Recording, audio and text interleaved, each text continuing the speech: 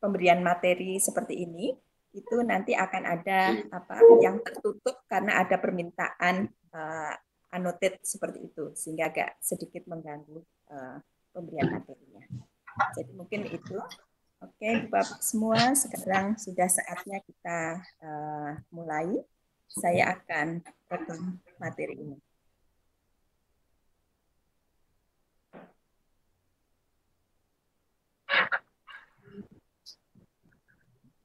Bismillahirrahmanirrahim. Assalamualaikum warahmatullahi wabarakatuh. Salam. Salam sejahtera untuk kita semua. Ibu Bapak, semoga kita semua selalu dalam lindungannya dan selalu sehat dan melaksanakan tugas-tugas walaupun dari rumah semuanya bisa berjalan sebagai bagian dari ibadah kita. Kali ini Ika akan menjadi moderator untuk pelaksanaan pelatihan daring, yaitu penggunaan ELOC untuk asesmen dan evaluasi, khususnya Ibu Bapak yang sedang mempersiapkan untuk UTS-nya dan UAS-nya nanti yang akan dilakukan kalau misalkan keadaan masih belum memungkinkan, mungkin UAS-nya juga akan dilaksanakan secara daring, sehingga kita perlu mempersiapkan segala halnya. Ibu Bapak semua, ELOC seperti kita kenal, itu adalah Learning Management System atau sistem manajemen pembelajaran yang memang dirancang sesuai standar e-learning. E-learning itu ada standarnya, yaitu semua aktivitas sudah bisa termanage di dalam satu sistem. Jadi, apa manfaatnya kita menggunakan ELOC? Manfaat yang bisa kita rasakan, yaitu Ibu Bapak tidak perlu repot ketika harus mengunduh satu persatu, kemudian memberikan nilai, nanti misalkan mengunduhnya dari email, kemudian memberikan nilainya dari media yang lain, kemudian apalagi dari media yang lain. Jadi banyak sekali yang kita pakai itu menjadi tidak efisien. ELOC ini salah satu platform yang kita punya di UGM untuk Ibu Bapak supaya lebih mudah mengelolanya. Ujiannya ada di situ, tugas-tugasnya ada di situ, materinya ada di situ, rekaman kita ada di situ, dan seterusnya. Jadi untuk memberi kenyamanan kepada kita. Kita lanjutkan agenda hari ini, yaitu pertama akan kami kenalkan ELOC khusus untuk bagian dasar asesmen dan evaluasi. Fitur ELOC itu kalau kita lihat itu terlalu lengkap, sehingga mungkin beberapa Ibu Bapak itu merasakan kok banyak sekali ya fiturnya. Nah, ini akan kami kenalkan untuk yang bagian dasar asesmen dan evaluasinya.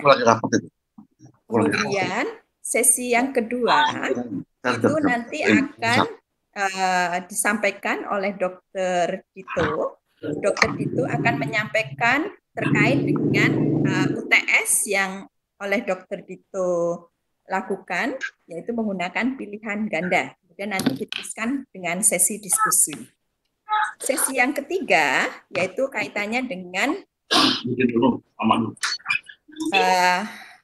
melihat potensi-potensi ujian dengan tipe yang lain. Misalkan yang essay dengan short answer, kemudian essay yang dengan jawaban yang panjang, kemudian model-model soal yang lain. Yang keempat, nanti akan saya tambahkan sedikit mengenai mode UU. Saya singkat saja ini, saya mengistilahkan walaupun kalau di internet mungkin nggak ada mode UU ini. Ini untuk selingan saja, mode UU itu mode unduh dan unggah.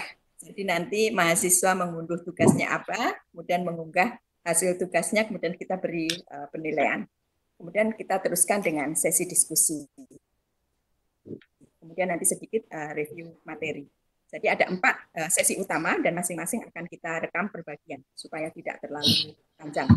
Mengingatkan sekali Ibu Bapak, mengingatkan sekali lagi suaranya aja. Kemudian yang setelah melihat agenda tadi, ada 4 hal yang kita inginkan bisa kita dapatkan pada pagi hari ini, yaitu pertama, Ibu Bapak semua bisa mengidentifikasikan perangkat apa saja sih yang bisa digunakan oleh kita untuk asesmen dan evaluasi. Karena ini bagian penting dari pembelajaran daring. Kemudian yang berikutnya menggunakan ELOK nanti untuk pilihan ganda. Yang ketiga, menggunakan ELOK untuk ujian di luar pilihan ganda, dan nanti kita lihat bagaimana kita melakukan penilaian dan mahasiswa mendapatkan hasil penilaiannya itu seperti apa. Yang keempat, menggunakan ELOK untuk ujian atau tugas dengan kode undur dan unggah. Ya. Ibu Bapak semua, mengingatkan sekali lagi, mohon di mute suaranya dan mohon moderator untuk memperhatikan suara yang bocor. Kalau misalkan audionya belum connect, mohon bisa di chat seperti itu, mohon dibantu dengan sangat. Yang berikutnya, kita mulai terkait dengan perangkat dasar. Saya coba stop sharing dulu untuk mute all semua anggota.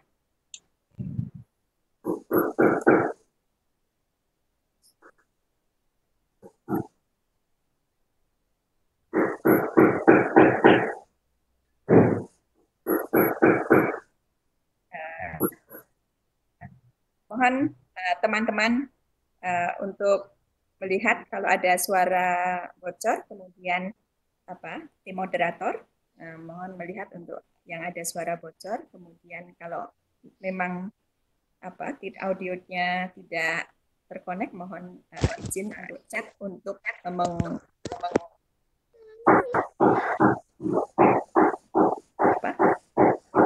mengeluarkan dulu karena nanti akan mengganggu hasil ujian. Bapak, kita lanjutkan. Kita perlu mengenal apa perangkat dasar evaluasi yang disediakan ELOK.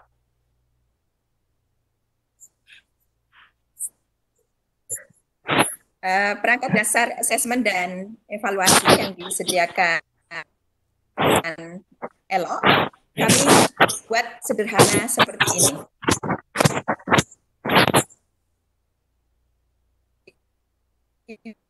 Ibu Bapak semua, karena pesertanya sudah semakin banyak, mohon untuk mungkin dimatikan dulu supaya teman-teman yang lain bisa bergabung. Seperti itu. Jadi supaya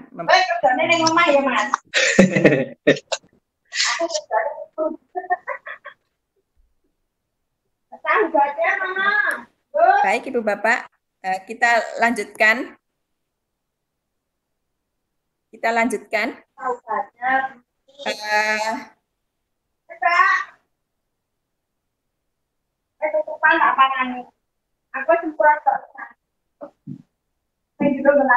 Teman-teman,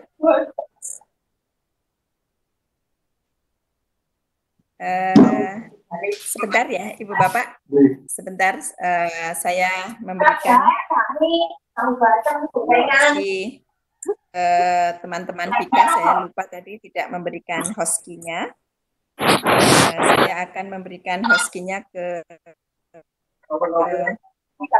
teman-teman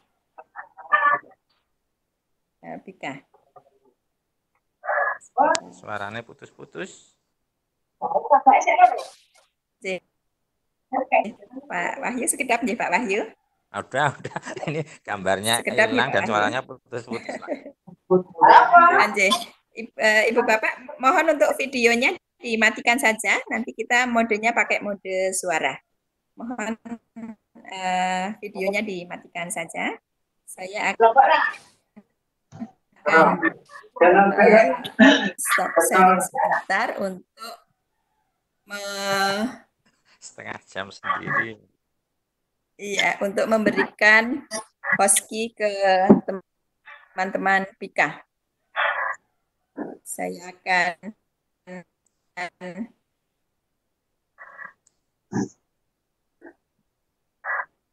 sebentar, saya akan memberikan host key dulu. Mohon maaf.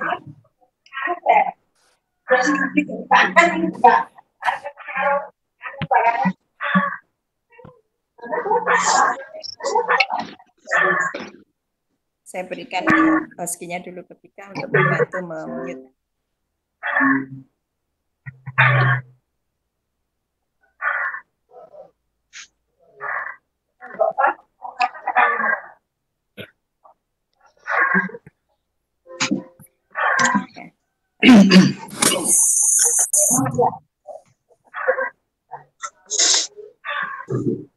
Nomor host key sudah.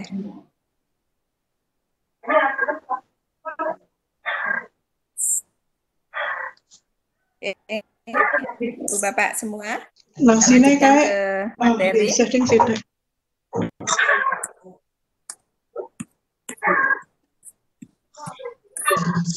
Ya aneh-aneh malah. Saya akan coba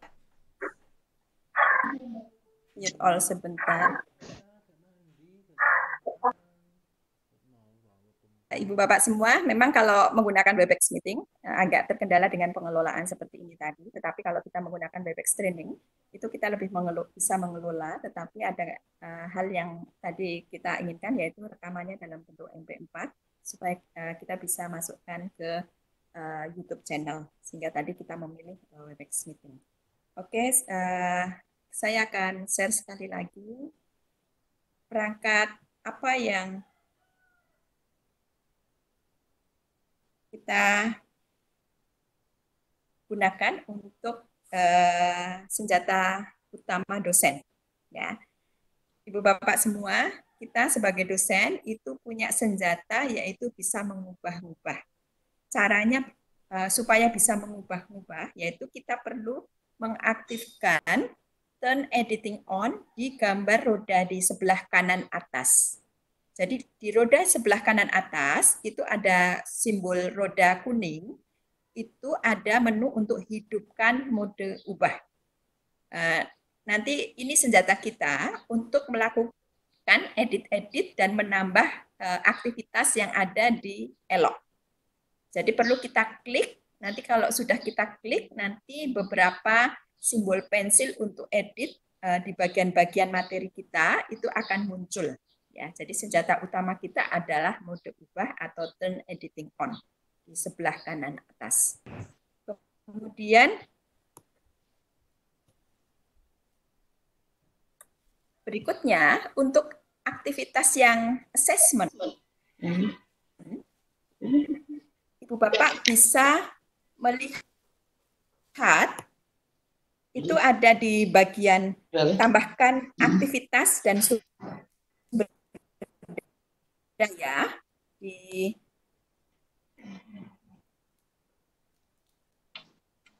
jadi di sini tambahkan aktivitas dan sumber daya. Itu kalau kita klik, Ibu Bapak nanti akan bisa melihat aktivitas apa yang bisa ditambahkan di dalam Elok. Untuk assessment, kita punya dua perangkat dasar, yaitu yang pertama penugasan atau assignment.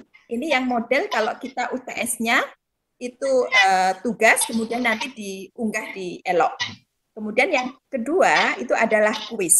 Kuis dengan berbagai macam mode soal yang ada, tipe soal yang ada. Ya, nanti akan kita lihat nanti Dr. Dito akan menyampaikan yang pilihan ganda, kemudian nanti Pak Agus Bejo akan memperlihatkan kuis dengan berbagai tipe yang lain. Jadi itu kemudian sekali lagi saya review aktivitas untuk assessment dan evaluasi itu ada di tambah aktivitas, diklik nanti akan muncul aktivitas assignment dan aktivitas kuis ya. Itu senjata utama kita untuk melakukan assessment dan evaluasi. Ibu Bapak, sampai di sini untuk pengantar awal. Kita teruskan berikutnya Dr. Dito untuk menyampaikan sharing yang terkait dengan pilihan ganda.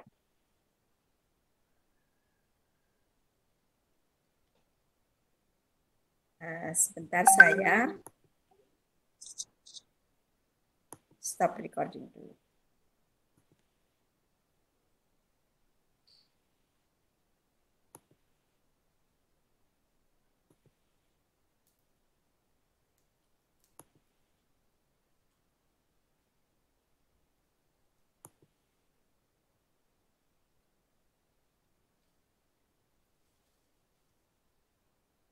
Oke, ini Dokter Tito, mohon bantuan Mas Andre dari tim Tika untuk meng-off-kan yang rekaman tadi. Kemudian memulai untuk rekaman yang berikutnya. Ini karena saya sudah bukan sebagai host lagi. Silahkan Dokter Tito untuk memulai sharing. Kemudian nanti Dokter Tito mohon bantuan untuk meng-on dan meng-off-kan. Ya, di-off-kan dulu, kemudian meng-on-kan untuk sesi yang ini. Silahkan Tito. Matur nuwun Bapak dan Ibu. Mohon maaf, suara saya bisa terdengar? Bisa. Oh, nggih. Matur nuwun. Alhamdulillah terdengar jelas. Bisa, Dokter. Di sini saya akan memberikan sedikit sharing terkait dengan ujian untuk UTS, atau bisa digunakan tidak hanya UTS, mungkin UAS besok atau apapun Bapak dan Ibu, karena pada prinsipnya seperti yang disampaikan Bu Suning tadi, ELO ini sebenarnya kalau saya bilang seperti one stop service nggih. Jadi mirip seperti ELISA tapi lebih komprehensif karena fitur soalnya lebih banyak dan fitur restriksinya lebih banyak. Mungkin bisa saya contohkan langsung. Ini untuk yang multiple choice. Jadi yang pertama jelas harus ada rumahnya dulu. Jadi Bapak Ibu harus membuat course-nya dulu di ELO nanti. Nah, setelah kita punya rumah, nanti kita bisa membuat topiknya. Topik itu semacam kamar-kamarnya. Nah, topik yang pertama itu di sini terkait dengan membuat ujian tengah semester. Nah, pada intinya nanti dari panduan ini yang saya sharingkan adalah bagaimana cara membuat topik untuk UTS. Yang kedua adalah cara inputnya. Karena nanti ada beberapa tips and triknya yang Bapak Ibu jangan sampai lupa melakukan. Contohnya fitur hide. Jadi kalau selama Bapak Ibu masih mengedit soalnya, sebaiknya di fitur hide supaya nanti soalnya tidak bocor. Karena bisa-bisa nanti mahasiswa yang sudah enroll di Bapak dan Ibu nanti melihat soal yang diberikan Bapak dan Ibu. Nah, ini yang pertama seperti tadi, jadi fiturnya harus kita turn editing modenya on dulu atau hidupkan mode ubah. Nah, lalu nanti kita kalau ini kemarin saya buat masih melihat ELO yang sebelumnya ya, karena semalam saya lihat ELO itu kok sudah tidak suruh ke bawah lagi, tapi sudah di bagian kanan atas di sini. Jadi nanti hidupkan mode ubah, lalu nanti saat dipilih administrasi ini sebenarnya di kanan atas nanti ada. Nah, ketika sudah ini nanti kita memilih topik dulu. Topiknya kita buat, karena biasanya topik itu bisa dibagi menjadi beberapa materi kuliah yang diberikan Bapak Ibu dosen untuk masing-masing pengampu. Nah, dalam kondisi ini kita membuat topik untuk UTS. Nah, nanti jumlah bagiannya ini diisi 1 karena untuk UTS, kecuali nanti misalnya ada beberapa soal yang berbeda nih dari masing-masing dosen. Katakanlah untuk OTS ini nanti ada 3 orang dosen yang berperan, bisa dibikin menjadi 3 untuk mempermudah koreksinya atau untuk mempermudah koleksi rekapitulasi nilainya. Nanti kalau dijadikan 1 seperti kami di Departemen Bedah, itu bisa dijadikan hanya 1 bagian. Setelah ini sudah, nanti add topik. Nah, lalu nanti kita merubah namanya dulu. Dalam kondisi ini ujian tengah semester, lalu nanti jangan lupa langsung meng-hide. Jadi di sebelah kanan, ini nanti ada hide topik. Nah, ini nanti kalau sudah di-hide, ini ada fitur mata di sini ada dicorek 1 garis miring. Itu artinya sudah di-hide, artinya semua mahasiswa atau yang sudah terrestriksi sebagai siswa tidak akan bisa melihat. Nah, tapi nanti kalau untuk dosen atau asisten dosen masih bisa melihat di situ. Nah, kalau ini sudah di hide topik, Nanti kemudian kita melakukan pengaturan dasarnya. Caranya adalah, nanti kita ditambahkan dulu, tadi diklik add topic, begitu, ditulis ujian tengah semester di sini, nanti ditambahkan pembatasan. Nah, sebenarnya fitur restriksi ini banyak sekali. Jadi kalau tadi pertama sudah di hide topic itu sudah hilang. Cuman karena kebiasaan saya itu istilahnya kalau bahasa Jawanya ngawekani nggih. Jadi saya melakukan beberapa restriksi. Yang kedua adalah tambahkan pembatasan ini untuk tanggal. Jadi kita bisa atur. Nah, misalnya saya mengambil fitur untuk date. Nah, date ini berarti nanti tanggal topik ini akan start kapan dan akan finish kapan. Atau sebenarnya bisa untuk grade atau group atau user profile dan lain. Tapi dalam hal ini saya hanya menggunakan date untuk tanggalnya. Contohnya, misalnya UTS dilaksanakan hari ini, sehingga saya rubah ini date-nya dari tanggal 30 dimulai jam 8 sampai tanggal 30 di jam 8.50. Jadi waktu pelaksanaannya 50 menit. Nah, jangan lupa ini nanti defaultnya itu adalah from. Jadi kalau from dan from dia tidak akan bisa membaca. Jadi yang kedua ini harus dirubah menjadi until. Karena dari tanggal sekian sampai tanggal sekian di jam sekian. Kalau sudah, nanti jangan lupa disimpan perubahan. Jadi setiap perubahan yang kita buat kalau tidak disimpan nanti akan auto cancel gitu. Jadi harus disimpan perubahannya di sini. Nah, berikutnya adalah kita akan meyakinkan apakah sudah tersembunyi atau belum. Nah, kalau di sini warnanya abu-abu, topik yang Bapak Ibu buat, ini berarti sudah tersembunyi dari mahasiswa atau ada kolom perintahnya di sini tersembunyi dari siswa. Nah, ini sudah aman. Artinya mahasiswa tidak bisa mengakses fitur ini selama kita memberikan restriksi yang tadi. Nah, kalau ini sudah, di sebelah kanannya nanti ada tambahkan aktivitas. Nah, aktivitas di sini nanti bisa macam-macam. Contohnya seperti ini. Nah, ada assignment tadi seperti yang dijelaskan oleh Bu Suning. Nah, tapi kita di sini mengambil yang quiz. Ya, karena kita akan melakukan multiple choice. Nah, pengalaman kami sebenarnya untuk ujian bisa macam-macam, tapi di ELOK memang yang lebih enak karena kita tidak perlu koreksi, ya. Ada kuisnya. Sebenarnya yang untuk kalimat pendek itu bisa dikoreksi, tapi nanti agak susah. Misalnya ada pilihan pada dan di, sistem akan membaca yang berbeda, sehingga jawabannya nanti akan disalahkan oleh sistem. Oke. Untuk kalau sudah, kita masuk ke kuis. Nah, nanti di quiz kita masukkan lagi namanya. Selama nanti ada kolom yang ada tanda bintangnya, berarti ini wajib Bapak Ibu dan isi.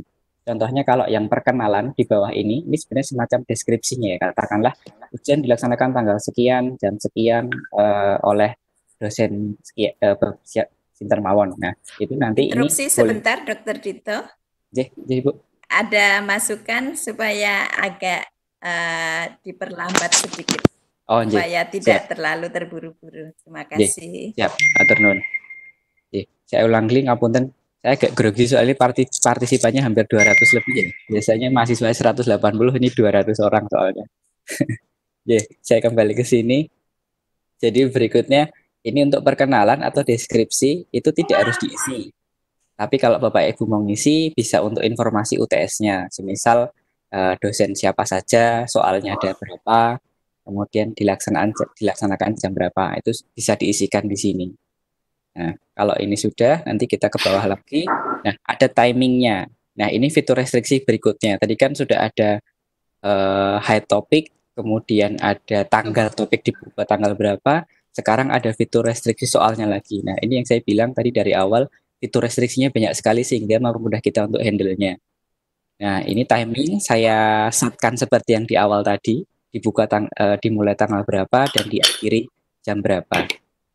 Nah, kalau sudah nanti ini yang perlu diingat, when time expire ini sebaiknya diisi open attempt are submitted automatically, karena ketika nanti waktu sudah habis, mahasiswa itu biasanya tidak mensubmit atau kehabisan waktu untuk mensubmit. Nah, harapannya misalnya ada soalnya 50 tetapi sudah mengerjakan 45, itu juga sudah disubmit otomatis oleh sistem.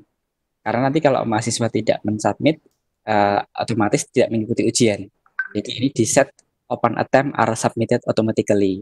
Supaya nanti ketika waktu habis, semisal ada mahasiswa yang belum selesai melaksanakan ujian, ini nanti tetap tersubmit secara otomatis.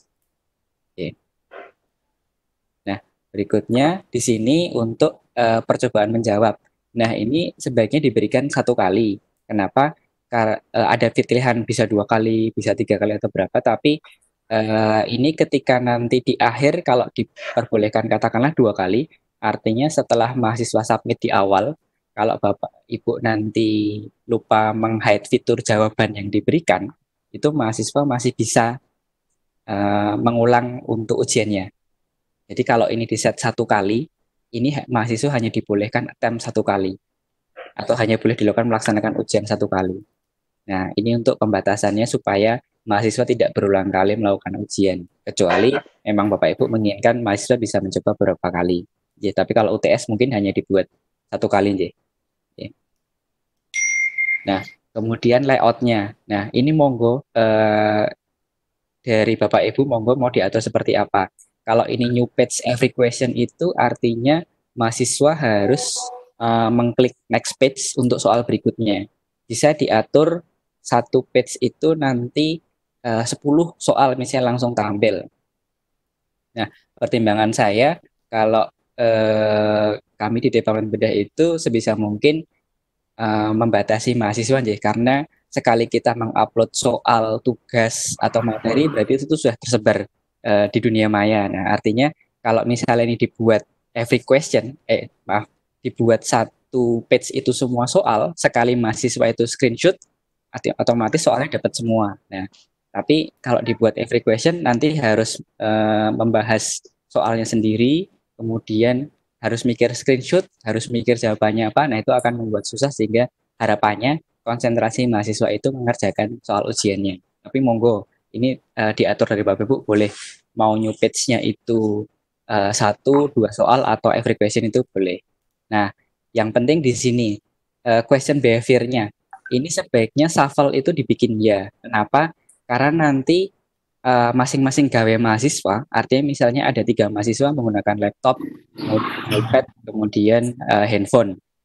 Nah, dalam satu lokasi yang sama, itu nanti akan di-shuffle question-nya. Kalau tidak salah, fitur restriksi ini membatasi berdasarkan IP address yang digunakan mahasiswa. Jadi akan mengurangi kecurangan yang terjadi. Contohnya misalnya nanya, soal nomor 1 apa, 2 apa, 3 apa, gitu belum tentu nanti soalnya sama. Di-shuffle questionnya ini. Nanti juga ada fitur lebih lanjut, jawaban itu bisa di-shuffle. Jadi yang di-shuffle itu tidak hanya soalnya, tetapi jawabannya. Oke. Nah, ini review option-nya yang tadi saya ingatkan, kalau bisa dibuat hanya 1 kali menjawab untuk mahasiswa. Nah, kalau ini Bapak Ibu tidak mengatur seperti ini, by default-nya dari Elo tidak seperti ini. Ini kalau sudah diatur 1 kali, nah hanya saya atur immediately after the attempt, itu mahasiswa bisa melihat jawabannya sendiri, tapi tidak bisa melihat jawaban benar. Nah, karena yang lainnya saya matikan. Ini kalau di panduan warnanya abu-abu tapi ada centang, tapi ini sebenarnya non-aktif. Tapi kalau diaktif warnanya kan hitam gelap seperti ini. Nah, seperti yang di sini. Jadi pengaturan review itu ada during, ada immediately, ada later, dan ada after. Sebaiknya yang diatur hanya yang immediately. Tapi Bapak Ibu bisa mengatur juga, oh nggak apa-apa jawaban saya diberikan mahasiswa supaya mahasiswa tahu jawaban benar. Nah, itu bisa diatur di after the quiz-nya ini dicentang nanti semuanya. Itu boleh diberikan. Monggo dari kebijakan Bapak dan Ibu. Nah, berikutnya extra restriction ini. Nah, ini untuk password. Jadi kalau kita UTS ini bisa memberikan password ke mahasiswa. Setelah tadi ada tanggal, kemudian berikutnya diberikan password untuk memasuki soal UTS-nya. Itu bisa diatur nanti passwordnya dari Bapak dan Ibu. Atau yang pernah saya coba kalau di kelas waktu dulu belum kuliah online, nah ini ada require network address. Ini kita bisa atur berdasarkan IP address SSO UGM di ruangan tertentu. Artinya, misal mahasiswa saya yang datang ke kuliah di ruang 101 di FKH hanya bisa mengakses dari situ. Tapi kalau nanti mahasiswa di rumah menggunakan provider GSM, atau nanti mahasiswa ada di fakultas lain, contohnya di fakultas farmasi atau di teknik, itu sudah tidak bisa mengakses karena tidak bisa SSO-nya beda dengan yang SSO di FKH IP address-nya. Nah, tapi kalau sekarang kan tidak mungkin ya, karena kan dilakukan dimanapun sehingga tidak usah diberikan. Mungkin kalau mau diberikan hanya password untuk UTS-nya nih mawon. Kalau sudah di bawah, ini untuk aplikasi seluler ini dibuat tidak saja, karena ketika ini dibuat ya, nanti mahasiswa bisa mendownload lewat HP-nya.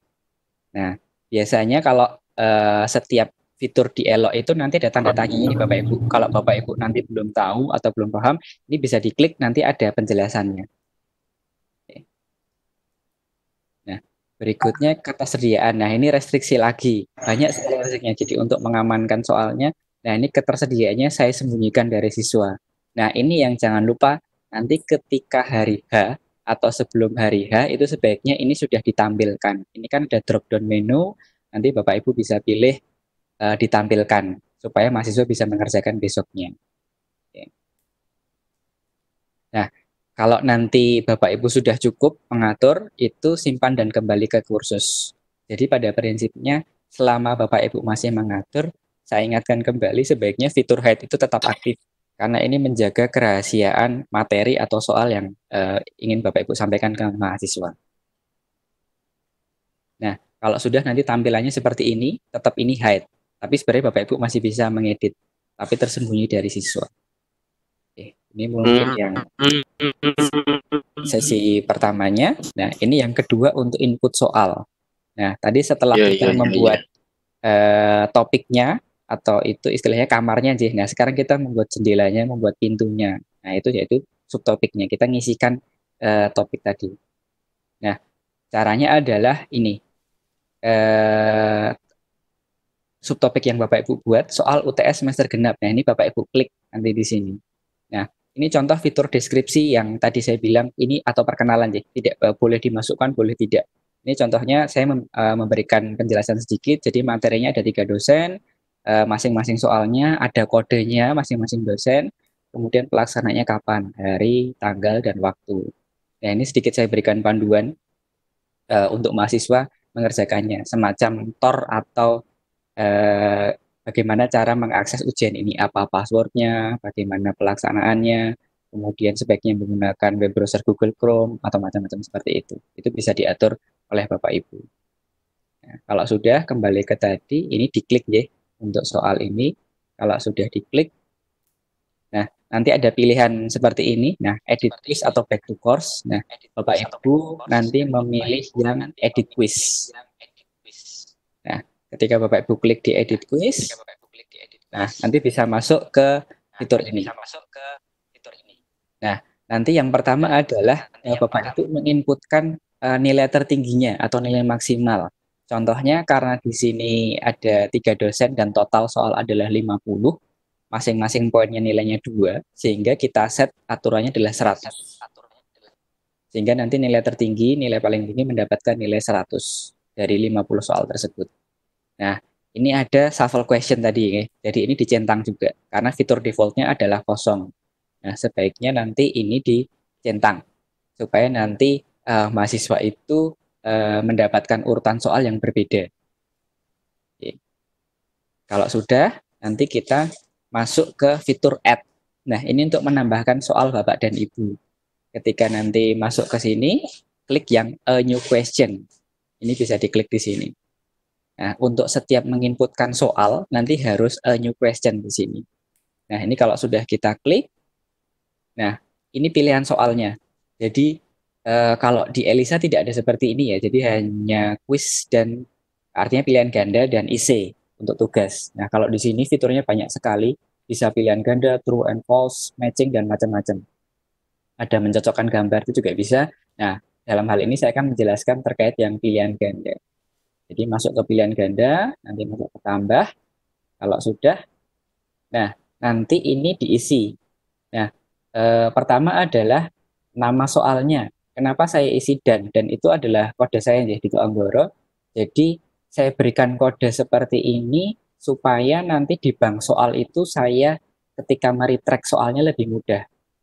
Jadi saya mau mencari yang soal untuk kode Dito Anggoro. Nah, itu saya tinggal klik semua atau filter yang ada kode dan-nya. Ini saya bisa mengambil di bank soalnya. Jadi kalau misalnya nanti Bapak Ibu baru pertama kali memulai Elok memang terasa berat, tapi nanti kalau ke depannya untuk melakukan seperti ini berarti Bapak Ibu sudah punya bank soal banyak sekali. Nah, tinggal milih saja nanti mau pakai soal yang mana. Contohnya kalau misalnya kode HN atau DPT, nah itu nanti bisa juga meretract hanya soal-soal yang kode tertentu. Jadi nama soalnya itu kalau saya masukkan ke kode soal, kemudian teksnya itu baru soalnya, soal aslinya. Contohnya misalnya mengapa teknik Hemiserklek lebih disarankan untuk penanganan sintesis mandibular fraktur. Nah, ini contohnya.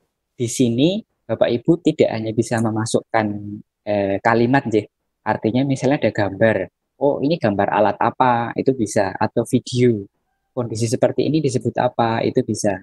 Cuman memang sebaiknya untuk soal yang dibuat, soalnya jangan terlalu banyak gambar atau video. Karena kita tidak tahu nanti mahasiswa itu akses internetnya bagus atau tidak. Karena kan butuh loading, kan kita nggak tahu kalau misalnya di daerah atau di mana yang susah untuk mengakses internet. Ya, harapannya kalau itu berupa kalimat itu akan lebih cepat diakses daripada gambar dan video. Oke, ini kalau sudah. Nah, nanti ini tadi yang saya informasikan, nama soal diisi dengan kode masing-masing dosen supaya apa? Retract nanti gampang Bapak dan Ibu. Jadi kan nanti Bapak Ibu punya bank soal di situ. Jadi kalau dipakai untuk di UTS ke depan atau dipakai responsi atau dipakai ujian apapun, Bapak Ibu tidak usah membuat soal lagi karena Bapak Ibu sudah punya bank soal masing-masing. Nah, untuk pemberian kodenya, monggo nanti bisa disesuaikan dengan nama Bapak Ibu atau kode angka, monggo. Nah, ini berikutnya adalah jawaban tunggal atau ganda. Nah, kalau multiple choice, kalau saya cukup satu jawaban, Artinya, kalau Bapak Ibu mau membuat soal kayak UM UGM yang zaman lama itu bisa, artinya satu soal bisa 2 jawaban atau 3 jawaban itu monggo. Nah, berikutnya adalah acak pilihan. Ini yang tadi saya informasikan. Jadi setelah Bapak Ibu menshuffle soalnya, pilihannya juga diacak. Jadi nanti mahasiswa itu kalau bertanya soal nomor 1 apa, sudah soalnya beda, urutan jawabannya juga beda. Nah, ini fitur kelebihan Elok sekali daripada Elisa. Karena semuanya diacak sehingga meminimalisir untuk pertanyaan. Kemudian menomori pilihan. Nah, ini monggo nanti bisa ABC, bisa 1, 2, 3, 4 atau Romawi. Terserah. Nah, ini contohnya tadi setelah soal, ini input jawabannya. Jadi nanti ada pilihan 1 sampai 5. Nah, misalnya jawaban yang benar adalah A. Untuk anggapannya adalah untuk 1 ini pilihan A, jawabannya teknik ini minimally invasif dan mudah untuk dilakukan. Nah, misal ini jawaban benar, jangan lupa Bapak dan Ibu membuat nilai di sini 100. Kalau ini tidak dibuat 100, nanti salah. Oke. Atau tidak bisa diakses nih soalnya. Nanti dibuat di fitur di akhir simpan itu dia tidak mau karena Bapak Ibu belum memasukkan nilai atau pilihan jawaban yang benar yang mana. Nah, tetapi kalau salah itu Bapak Ibu nanti bisa mengatur ini tidak ada. Misalnya jawabannya ini teknik ini minimally invasif ini salah. Nah, Bapak Ibu nanti membuat nilainya ini tidak ada. Oke, ingatan. Jadi nanti ini adalah jawaban yang salah. Oke. Nah, ini contohnya pilihan yang lain, jadi ada pilihan 2, 3, 4, dan 5. Nah, ini bisa masukkan Bapak Ibu semua di sini nanti. Bisa berupa gambar juga atau video. Yang penting nanti jangan lupa mengisikan input nilai menjadi 100 kalau itu jawaban benarnya. Nah, ini nanti ketika mengisi soal juga ada pilihan banyak pencobaan ini, nggih. Nah, defaultnya itu adalah ini. Penalti untuk setiap pencobaan ini tidak benar akan dikenakan 33,33%. Nah, ini sebaiknya di set 0. Kecuali memang Bapak Ibu membuat pilihan soal yang ketika mahasiswa menjawab salah, itu ada poin pengurangan nilainya. Karena ini fitur by defaultnya, sehingga harus diingat setiap input soal, penalti ini harus dienolkan kalau tidak ada sistem pengurangan nilai. Tapi kalau memang ada pengaturan dari Bapak Ibu sistem pengurangan nilai, monggo nggak apa-apa diatur. Nanti ada pilihan berapa persennya di situ. Nah, berikutnya adalah simpan perubahan dan lanjutkan penyuntingan atau simpan perubahan. Kalau Bapak Ibu simpan perubahan, berarti Bapak Ibu kembali ke home atau beranda dari Elok. Nah, kalau simpan perubahan dan lanjutkan penyuntingan, berarti Bapak Ibu masih mau menambahkan soal berikutnya. Nah, artinya misalnya input soal 50, oh kalau dianggap terlalu banyak, ini bisa diinput dalam waktu beberapa hari. Artinya tidak harus hari selesai. Dengan catatan fiturnya masih di-hide, supaya mahasiswa tidak bisa mengakses. Nah, Kalau sudah, nanti diulangi lagi, kembali ke langkah awal, new question lagi, sampai nanti total soal yang diberikan ke mahasiswa. Jadi diulangi langkah 6 sampai 17. Nanti monggo. Nah, ini sekedar masukan untuk Bapak Ibu. Jadi misal nanti soal sudah selesai, terset semua, sebaiknya Bapak Ibu mencoba diri sendiri untuk preview soalnya, atau nanti mencoba teman satu departemennya. Artinya soal yang tertampil di mahasiswa itu apakah sudah sesuai atau belum. Nah, yang kedua adalah jangan lupa fitur sembunyikan ya. Kemudian nanti dirubah menjadi tampilkan kalau sudah mendekati hari H atau sewaktu hari H. Karena nanti kalau tidak ditampilkan, mahasiswa tidak bisa mengakses. Nah, sehingga waktunya yang dikurangi. Oh, yang perlu diingat adalah waktu di ELO itu adalah waktu berjalan real time. Jadi bukan waktu mahasiswa klik soal ujiannya. Jadi semisal kita mulai jam 7, sebaiknya Bapak Ibu sudah mengaktifkan soalnya itu setengah jam sebelumnya atau mungkin 1 hari sebelumnya, tidak apa-apa. Nanti kan masih ada fitur restriksi password, artinya mahasiswa bisa melihat deskripsi UTS-nya tapi tidak bisa melihat soalnya selama masih diberikan password. Nah, kemudian terkait dengan waktu juga, sebaiknya Bapak Ibu menyediakan waktu spare tambahan, mungkin sekitar 5-10 menit. Katakanlah ujiannya nanti 50 menit, kalau boleh menyarankan dibuat 55 atau 60 menit pelaksanaannya.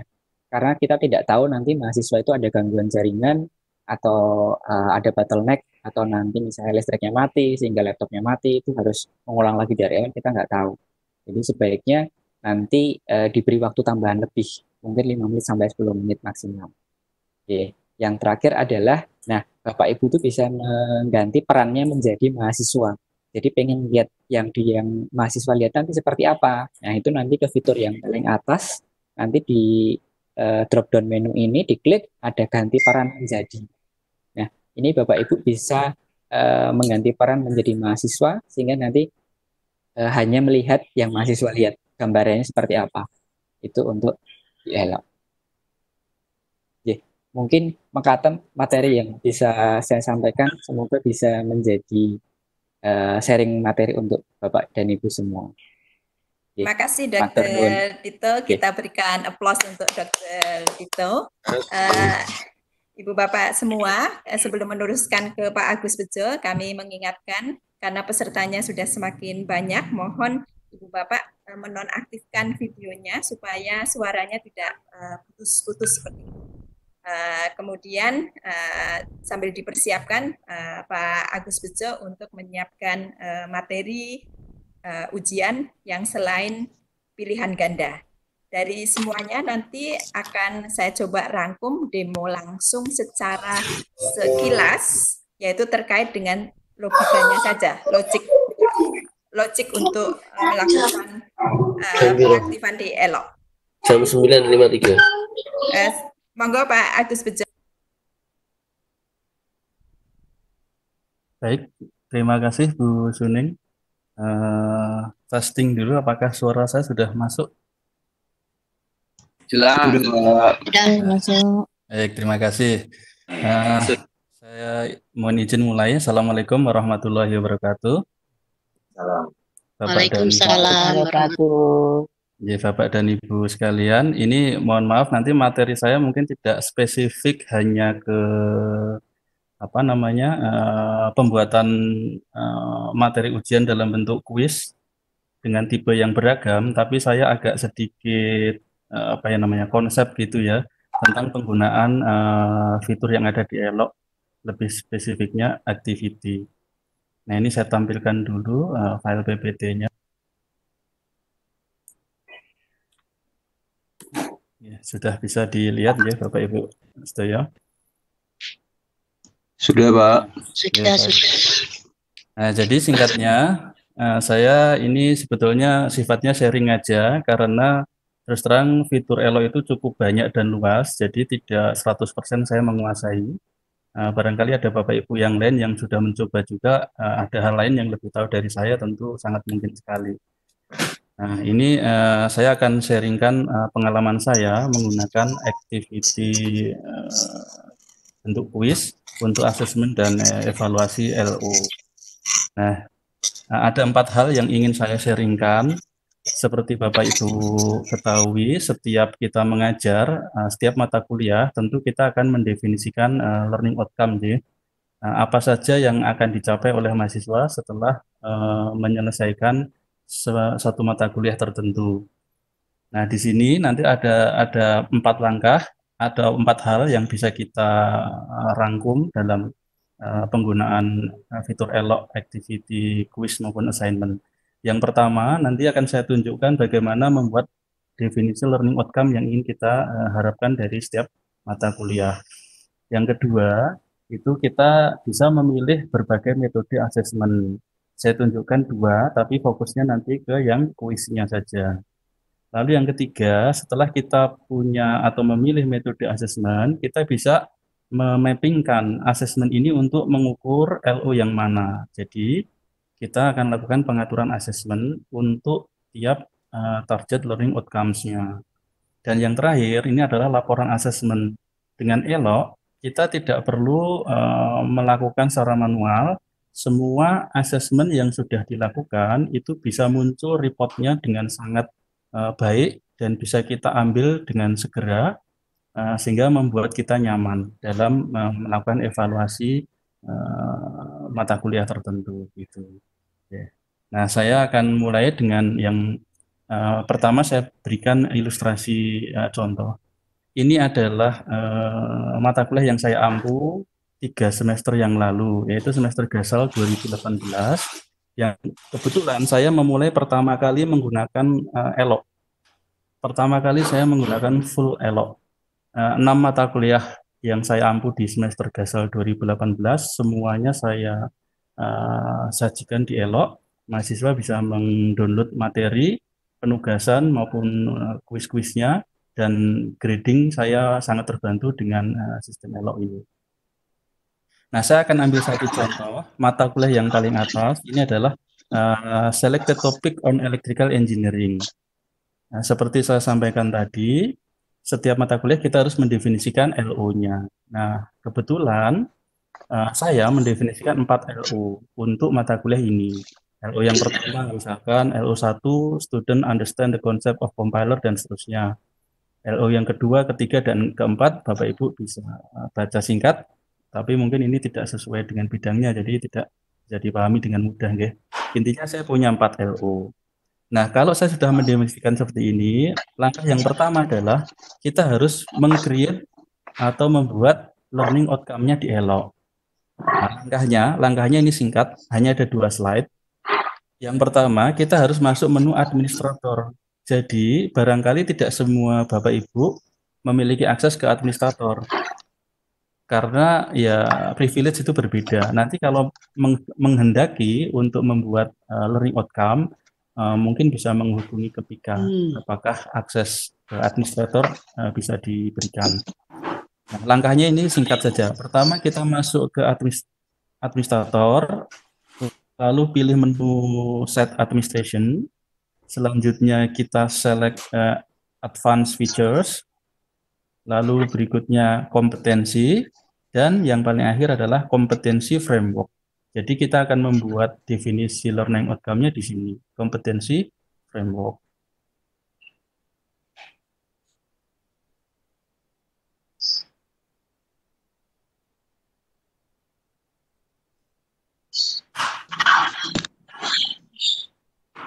Tiga dan seterusnya. Kalau sudah selesai, maka nanti akan muncul di sini, di bawahnya, list of competency framework yang telah kita buat. Dalam hal ini, di mata kuliah saya mendefinisikan ada 4 LO tadi, tampil di sini. Seperti itu. Kita masih bisa mengedit di kemudian hari, jadi tidak masalah kalau ada kekeliruan, bisa ditambah, dikurangi, ataupun diedit. Ya.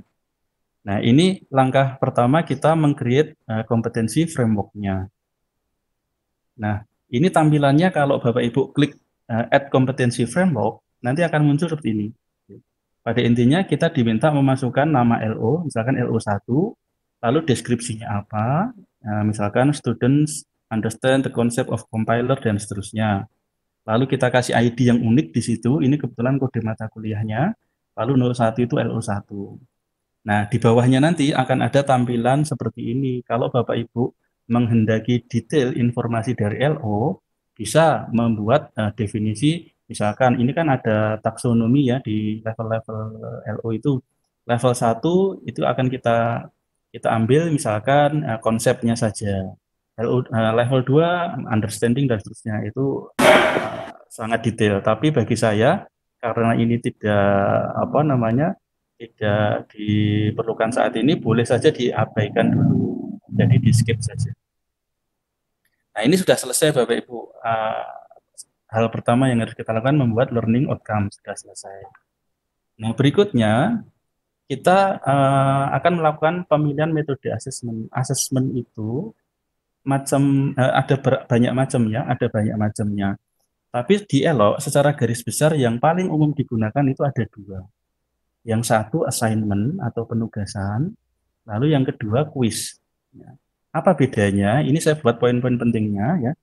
Kalau penugasan assignment itu bentuknya asinkron. Asinkron itu kalau menurut saya definisinya tidak real time, tidak live. Jadi Bapak Ibu mengunggah sebuah tugas, nanti mahasiswa bisa mendownload atau membaca, lalu di belakang sana mahasiswa melakukan pekerjaan tugasnya. Setelah selesai nanti diupload. Lalu Bapak Ibu mengoreksi dan seterusnya. Sehingga kalau di asesmen menggunakan assignment ini berupa tugas atau project. Lalu nanti pengumpulannya biasanya mengunggah file atau upload file dokumen. Dan ini yang 2 ini yang menurut saya agak kurang disukai pada umumnya. Kita perlu mereview. Jadi Bapak Ibu harus mendownload lalu mereview. Lalu setelah itu kita kasih nilai manual. Setelah direview nilainya berapa, masukkan nilainya di sana diinput secara manual. Nah, ini menurut saya sedikit kurang disukai ya. Nah, yang lebih disukai itu adalah dalam bentuk format quiz. Kalau dengan quiz ini saya sebut istilahnya sinkron. Sinkron itu saat itu juga mahasiswa harus mengerjakan, setelah dikerjakan, disubmit, saat itu juga bisa melihat hasilnya. Jadi seolah-olah real time atau ini live. Nah, bentuknya apa? Ini berupa soal atau pertanyaan yang harus dijawab langsung atau saat itu juga. Ya. Di sini kita tidak perlu mereview lagi dan nilai otomatis akan keluar. Yang penting kita menyediakan kunci jawabannya, ya. Nah, yang disampaikan Pak Dito tadi itu adalah contoh pembuatan soal dalam bentuk quiz dengan tipe multiple choice. Sehingga jawaban harus disediakan saat itu juga. Ya, seperti itu enggak Bapak Ibu. Nah, langkah yang kedua sudah kita memilih metode asesmen. Nah, ini saya beri contoh. Di mata kuliah yang saya sebutkan tadi, saya punya 7 pertemuan kebetulan, dan setiap pertemuan saya punya materi yang sudah saya unggah. Setiap pertemuan itu saya sediakan asesmen, dan semuanya saya sediakan dalam bentuk kuis. Kuis 1, kuis 2, sampai kuis 7, gitu. Atau kuis 6 kalau tidak salah. Nah, sehingga setiap asesmen ini nanti akan bisa merujuk ke target LO yang mana. Ya. Ini contohnya. Nah, pertemuan 1 sampai pertemuan ke-6 saya capture gitu. Pertemuan ke-7 tidak saya tampilkan ya. Ini semuanya sudah ada materinya dengan kuis untuk mengakses LO-nya. Seperti itu. Nah, lalu langkah yang ketiga kita harus melakukan pengaturan asesmen LO. Saya punya metode asesmen, saya ingin mengakses LO yang mana. Nah, itu dilakukan di sini Bapak Ibu. Ada 2 langkah. Yang pertama, kita harus menambahkan kompetensi framework dulu.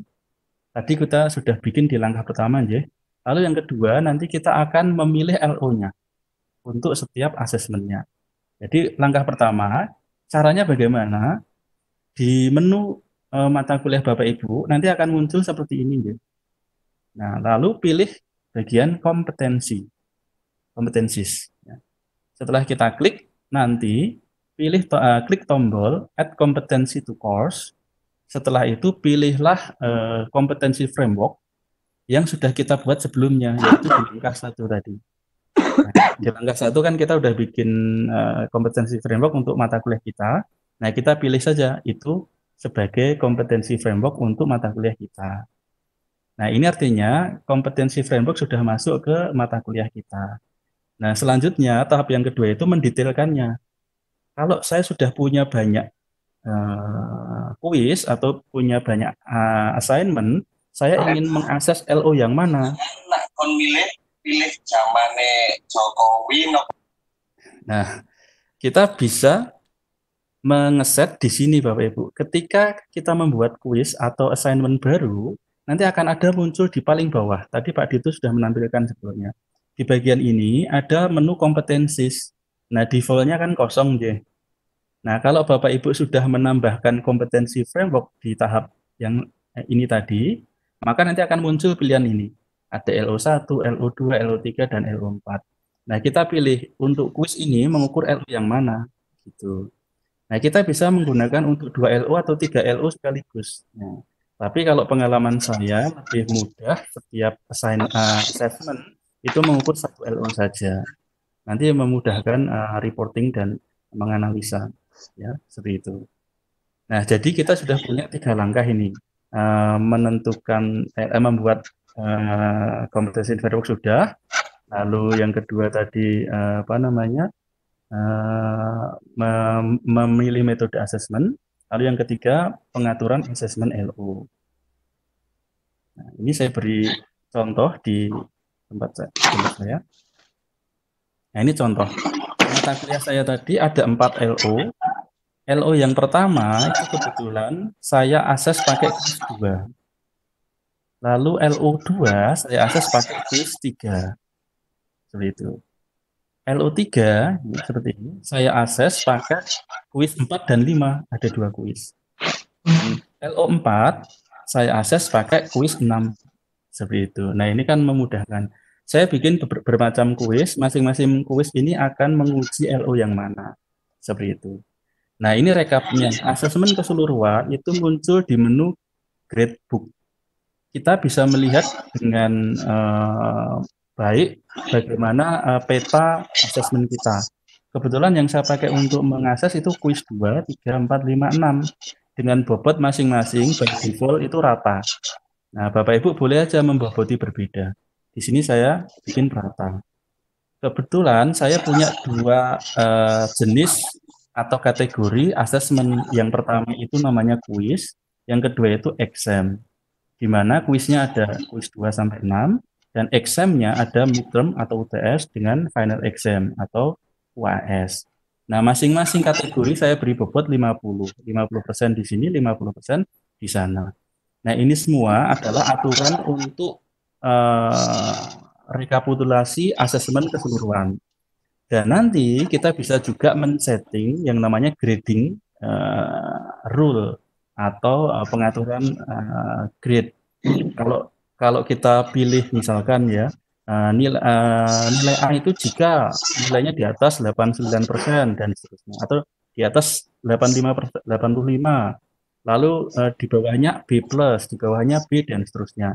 Ini kalau kita sudah setting, maka nanti evaluasi final itu kita nggak perlu ngitung manual, kita langsung akan ketemu nilai ABC untuk tiap mahasiswa. Dan kita tidak lagi menggunakan perasaan sih. Misalkan mahasiswa ini kok dekat dengan saya, nilainya A, itu bisa dieliminir dengan mekanisme mesin seperti ini. Nah, di Elok menyediakan fitur seperti itu. Nah, kemudian itu tadi sudah ya contoh asesmen keseluruhan. Nah, ini sedikit agak detail tetapi tidak sedetail Pak Dito tadi ya.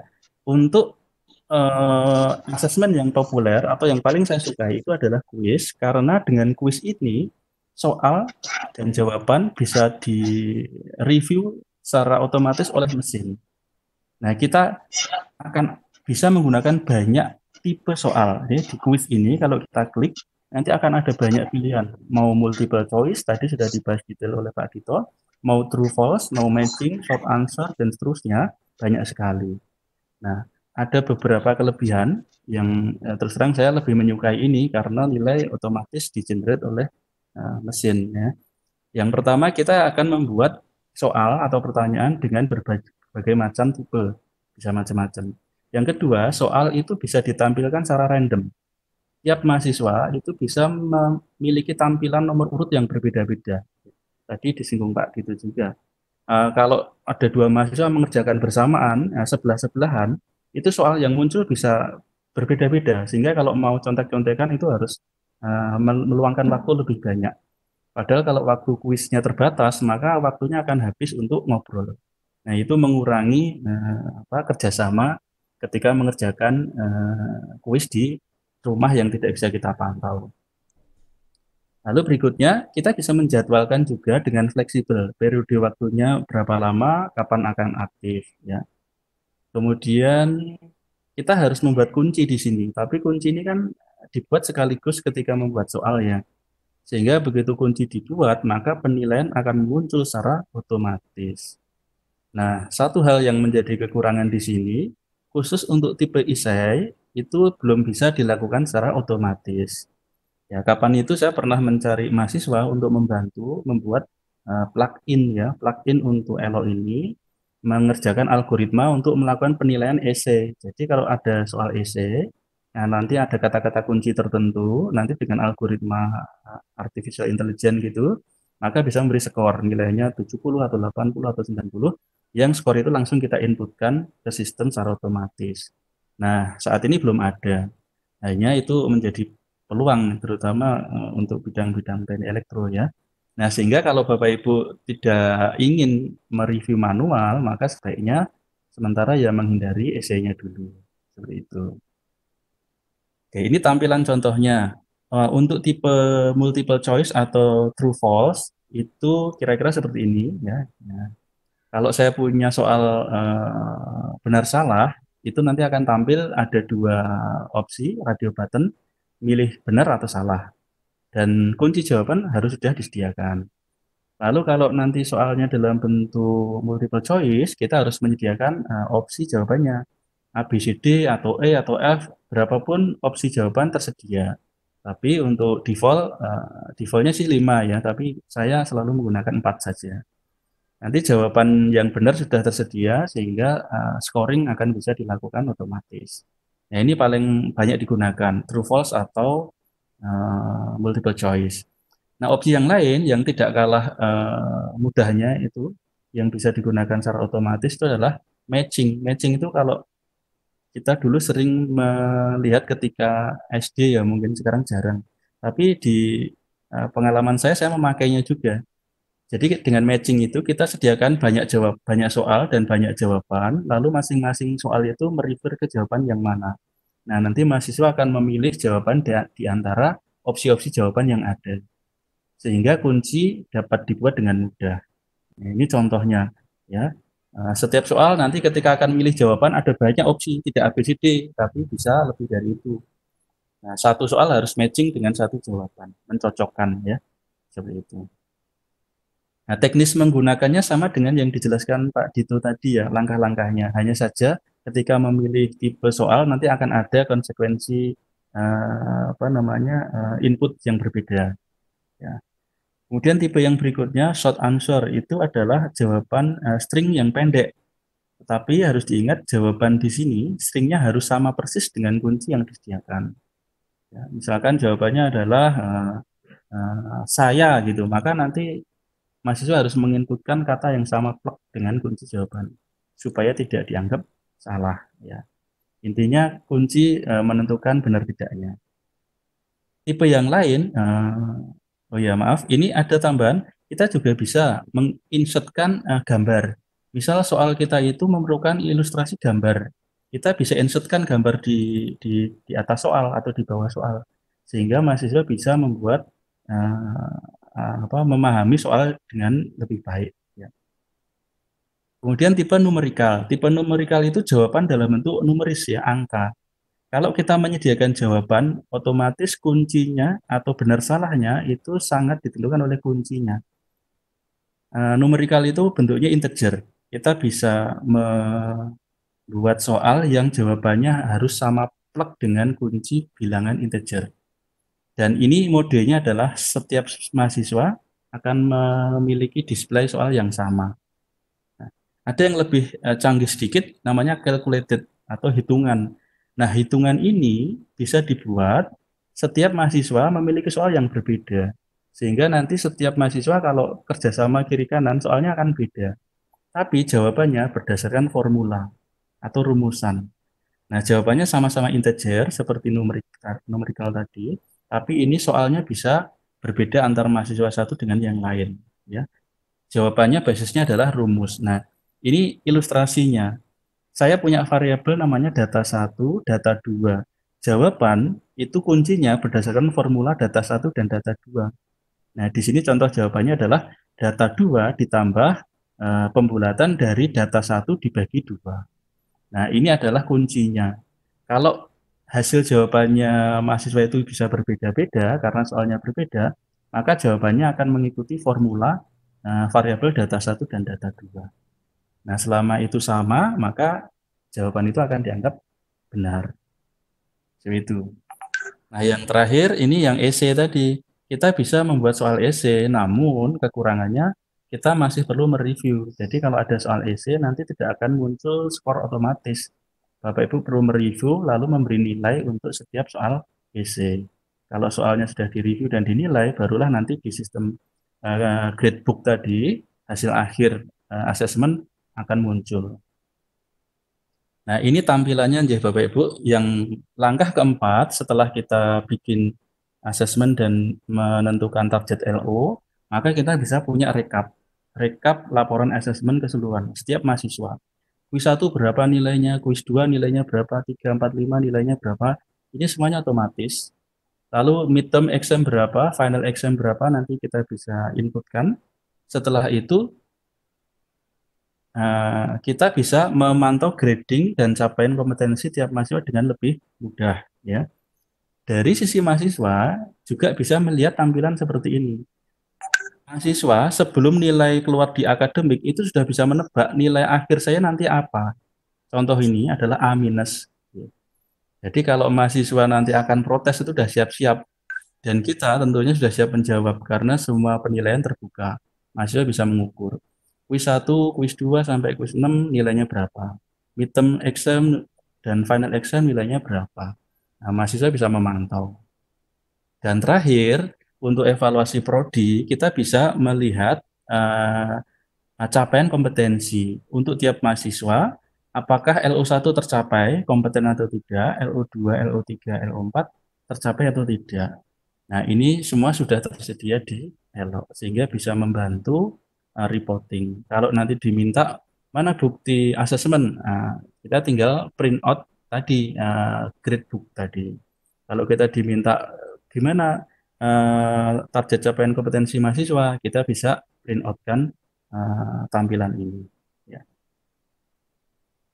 Nah, untuk menentukan LO ini tercapai kompetensi atau tidak, kita bisa men-set ketika membuat kuis atau assignment. Jadi di menu ketika kita membuat kuis itu ada grade, di situ ada grade to pass. Nah, kita bisa menginputkan nilai di situ. Misal kita tentukan 60 adalah syarat untuk dinyatakan kompeten. Maka kalau nilainya di atas 60 dia pass, kalau di bawah 60 dia fail.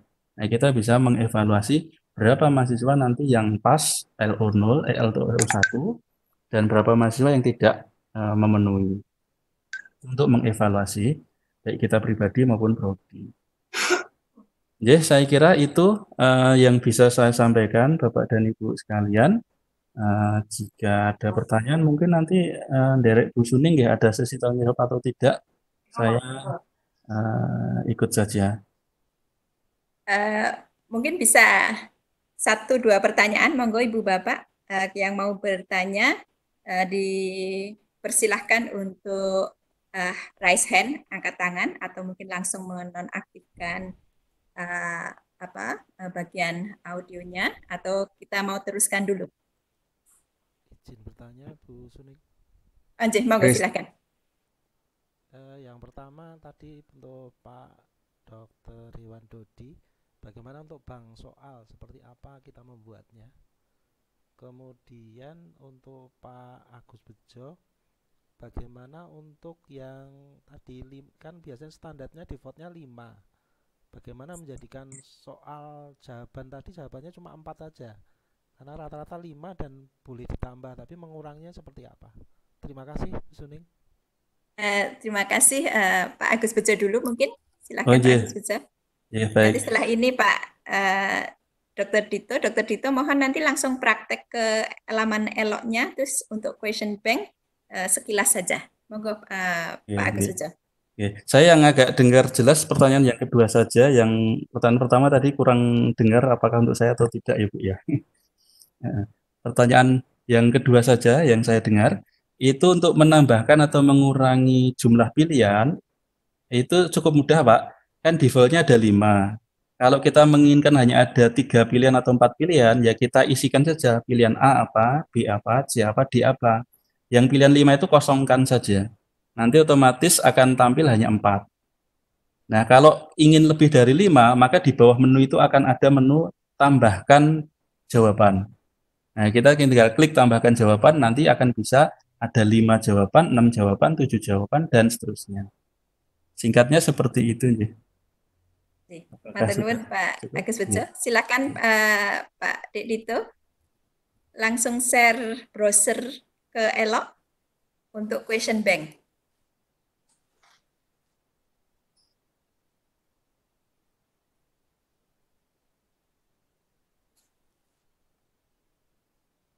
Suaranya belum terdengar, Dito.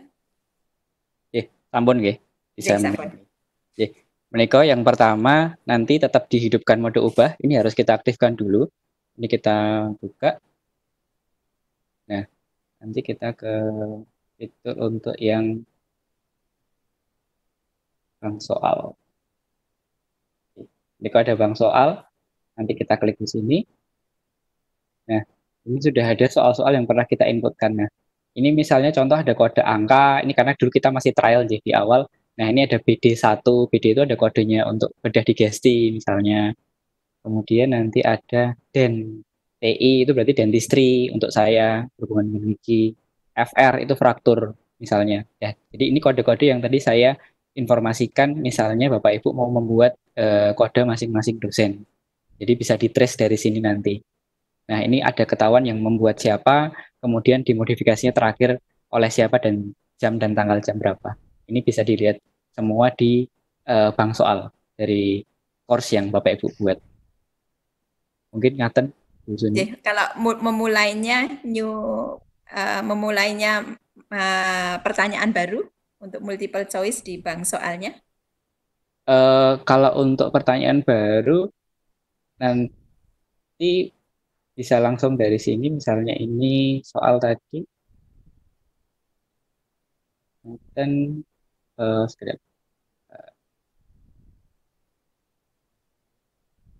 membuat soalnya di bank soal.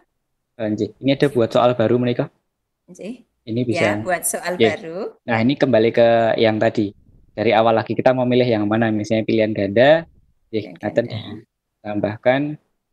Nah, ini sudah masuk tadi nama soal, kodenya siapa, terus pertanyaannya apa di teks, kemudian nanti masuk ke pengaturan-pengaturan bawahnya, acak pilihan, jawaban, nilai yang tadi sudah saya informasikan tadi.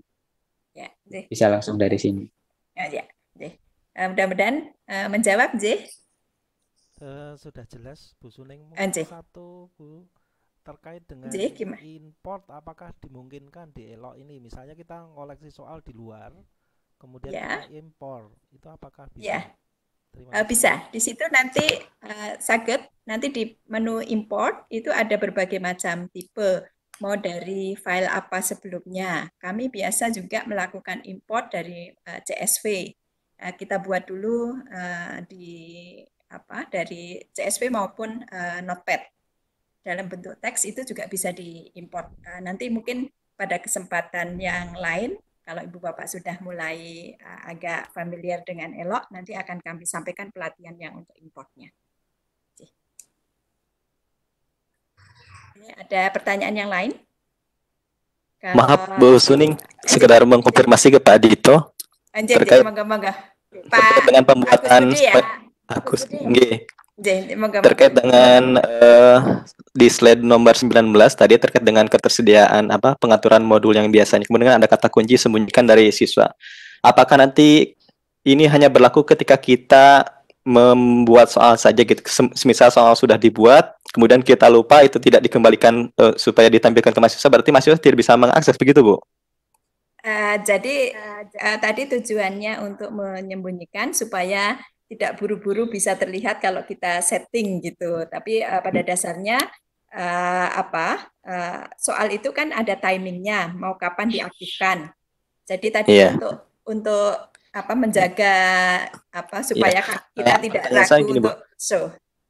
Ya, artinya kalau misalkan ini sekarang kita klik opsi sembunyikan dari siswa, kemudian nanti kan kita sudah men-setting bahwa soal itu kita akan tampilkan tanggal 6 misalkan. Iya. Berarti kita tidak perlu merubah opsi ketersediaan ini, Bu ya.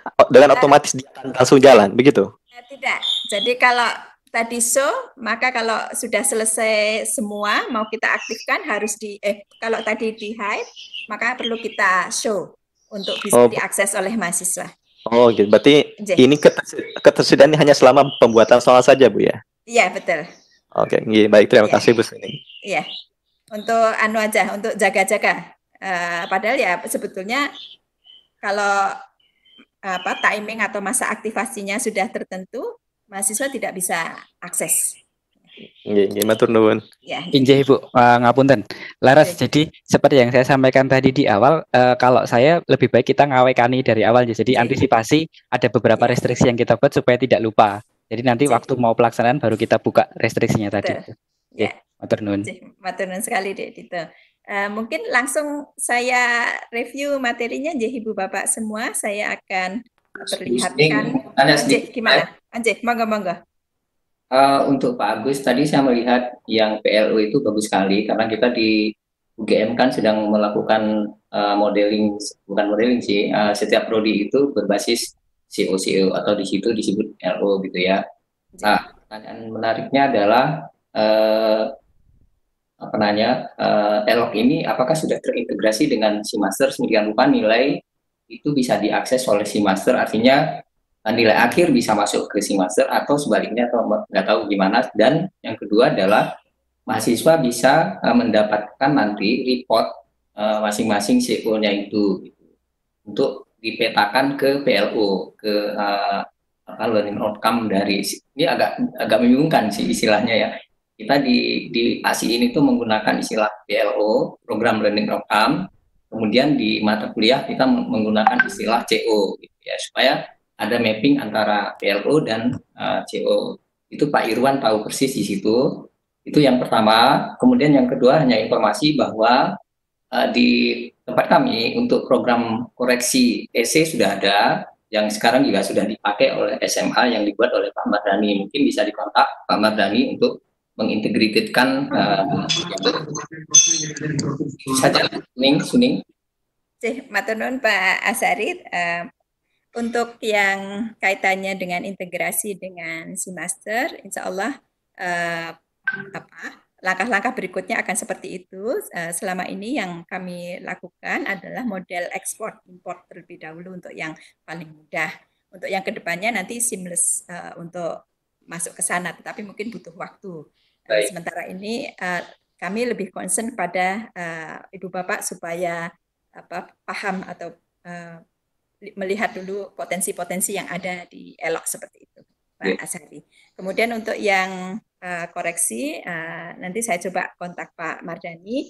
Demikian juga kami sebetulnya sudah ada beberapa juga mahasiswa S3 juga yang koreksi IC panjang, tetapi belum terlalu signifikan seperti itu. Nanti saya lihat coba yang punyanya Pak Mardani.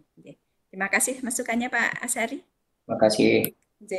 Ada yang lain atau boleh kami teruskan? Kalau tidak ada, Ibu Bapak semua, saya akan mencoba mereview semuanya dengan selintas memperlihatkan apa yang kita lakukan di ELOC. Mohon maaf Bu Sining, saya mau izin mau pamit karena ada rapat yang lain. Pak Agus Bejo, monggo matur nuwun sekali Pak Agus Bejo. Ya, terima kasih Bapak Ibu semuanya. Assalamualaikum warahmatullahi wabarakatuh. Waalaikumsalam warahmatullahi wabarakatuh. Matur nuwun sangat Pak Agus Bejo. Ibu Bapak, saya akan mencoba mendemokan mulai dari awal karena tadi ada Ibu Bapak yang bertanya, ini gimana kok ujuk-ujuk sudah langsung ke assessment gitu ya. Tadi memang tema kita adalah langsung ke assessment. Harapannya Ibu Bapak sudah punya akun Elo. Untuk selintas saya akan coba demokan bagaimana kita bisa membuat mata kuliah di Elo sebentar, kemudian nanti salah satu fitur untuk assessment yaitu untuk unduh dan unggah. Saya beri nama mode UU ya. Saya akan share ke Ibu Bapak langsung ke Elo demonya supaya Ibu Bapak bisa punya gambaran yang lebih jelas. Saya share browser saya. Browsernya malah ke sini. Saya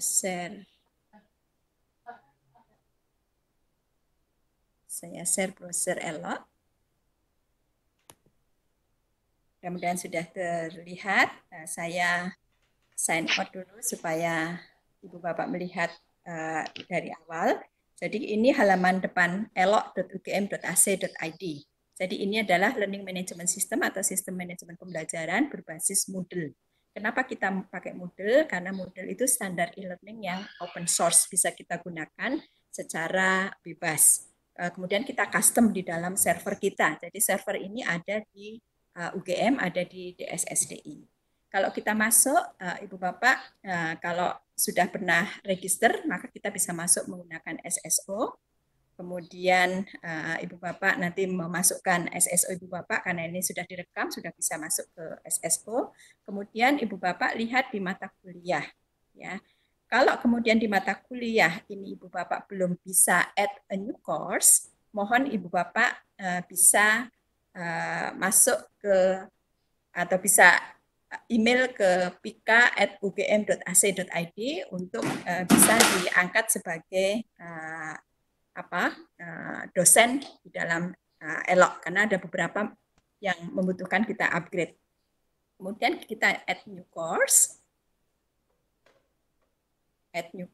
kemudian misalkan saya membuat untuk mau tesnya matematika diskrit, misalkan saya buat matematika, kemudian course name-nya saya buat yang biasa familiar di anak-anak karena untuk mencari. Jadi nanti kita mencari di sini itu dengan short name yang kita sebutkan di sini. Misalkan Madis Teti 2000, Madis Teti seperti itu saja. Dan ini Ibu Bapak masukkan ke persiapan promosi. Kemudian saya sudah langsung show-kan saja. Pelaksanaannya mulai hari ini katakanlah 30 Maret 2020, kemudian selesainya katakanlah sampai akhir Juli seperti itu. Kemudian ini opsional, jadi yang penting yang bintang-bintang saja. Yang lainnya sesuai dengan default yang ada, tapi saya minta yang ini ke persiapan MOOC. Ya. Kemudian setelah itu yang lainnya nanti saja karena bisa diedit, gambar pun bisa kita masukkan nanti. Kemudian course format, itu Ibu Bapak bisa memilih yang topics atau memilih yang collapse. Ini ada yang collapse, saya biasa senang pakai topics atau collapse. Saya pakai topics dulu, ada 4 section, kemudian yang lainnya tidak usah diperhatikan, nanti kita bisa edit berikutnya. Langsung save and display. Ya, save and display. Kita akan sudah punya materinya di seperti ini, Ibu Bapak. Ya. Kemudian ini kita belum masukkan mahasiswanya. Saya akan membuat salah satu contohnya, misalkan untuk UTS. Sekali lagi, saya punya senjata utama dosen, yaitu turn editing on. Bisa dari gambar ini, turn editing on. Kemudian nanti akan muncul gambar-gambar pensil. Ya, akan muncul gambar-gambar pensil. Kurang. Dan editing on akan seperti ini. Saya akan edit ini, katakanlah ini misalkan untuk UTS misalkan, saya enter saja. Jadi saya akan buat satu kamar untuk ujian tengah semester. Kemudian di UTS ini saya akan meminta mahasiswa untuk mengunduh soal yang diberikan dan mengunggah materinya. Ya. Jadi nanti akan saya klik bagian tambah, ya, klik bagian tambah. Kemudian activities ini saya klik bagian assignment, ya, saya klik bagian assignment. Kemudian saya add, ya, saya add di sini. Misalkan ini UTS take home, katakanlah take home. Kemudian deskripsinya di sini, misalkan kapan mengumpulkannya. Jadi deskripsi yang jelas supaya anak-anak tahu mekanismenya bagaimana, kapan mengumpulkannya, dan seterusnya. Ya, kapan mengumpulkannya. Kemudian jangan lupa ini di display supaya nanti keluar. Kemudian soal kita itu bisa kita masukkan di sini. Ya, soalnya di add ini, misalkan saya choose file salah satu, misalkan saya ambil dari misalkan salah satu saja, ya. Saya masukkan ke sini soal UTS seperti itu, kemudian upload file ini, kemudian akan muncul di sini, kemudian kapan soal UTS take home ini akan keluar. Misalkan saya ujiannya hari Selasa, yaitu tanggal 31 Maret. 31 Maret, kemudian mahasiswa mengumpulkan 1 minggu, katakanlah, sampai tanggal 6 April. 6 April batasnya, katakanlah kalau saya biasanya nggak senang malam-malam supaya anak-anak tidak malam, saya batasi sampai jam 21, katakanlah seperti itu. Hanya yang bagian penting saja.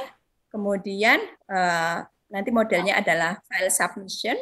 Kemudian ini kita klik satu saja. Ini defaultnya harusnya 1 nih, nanti kami cek. Nah, jadi maksimum klik filenya hanya 1 saja. Kemudian limitnya bisa sampai 50, tapi nggak usah sampai 50, Ibu Bapak. Bisa 10 saja udah sangat besar, ya, 10 mega. Kemudian yang lainnya sesuai default, ya. Kemudian saya save and return to course, ya. Nanti akan muncul seperti ini. Nah, ketika anak-anak akan mengunggah, anak-anak akan mengklik bagian ini, ya. Kemudian anak-anak nanti akan muncul tanda tangan, tangan membuka untuk mengunggah soalnya. Ya, kemudian kalau sudah pada batas waktunya tanggal 6 April, setelah tanggal 6 April yang saya setting tadi, kita bisa view all submission. Ya, di view all submission kita lakukan grading di sana. Ini sangat-sangat mudah kita melakukan proses grading dan mengevaluasi hasil ujian anak-anak. Saya biasanya sudah menyiapkan kalimat-kalimat feedback yang sudah saya antisipasi. Kalau yang sudah betul semua, nanti feedbacknya kayak gini, misalkan selamat sudah bekerja keras dan jawabannya sangat betul. Gitu. Jadi ada penyemangat di situ. Itu tinggal copy paste yang anak-anak yang memang hasilnya sangat bagus, kemudian yang hasilnya cukup itu nanti ada template-nya juga, kemudian yang hasilnya kurang ada template-nya juga. Ternyata itu bisa memotivasi anak-anak belajar. Kemudian kita bisa grading di sana, kita bisa pakai rubrik, kalau seperti ini itu nilainya sekian, seperti ini nilainya sekian, itu kita bisa lakukan grading dari semua yang disubmit oleh mahasiswa. Jadi ini sangat-sangat mudah. Ya. Kemudian kalau sudah, nanti anak-anak akan melihat hasilnya. Ya. Jadi kalau saya cek dari sisi, jadi kita bisa switch ya, switch ke halaman tampilannya mahasiswa kayak apa? Kita bisa switch di depan seperti ini. Ini mahasiswa nanti tampilannya seperti ini. Jadi mahasiswa akan klik untuk mengunggah UTS-nya, kemudian akan mendownload soal UTS-nya. Karena ini available,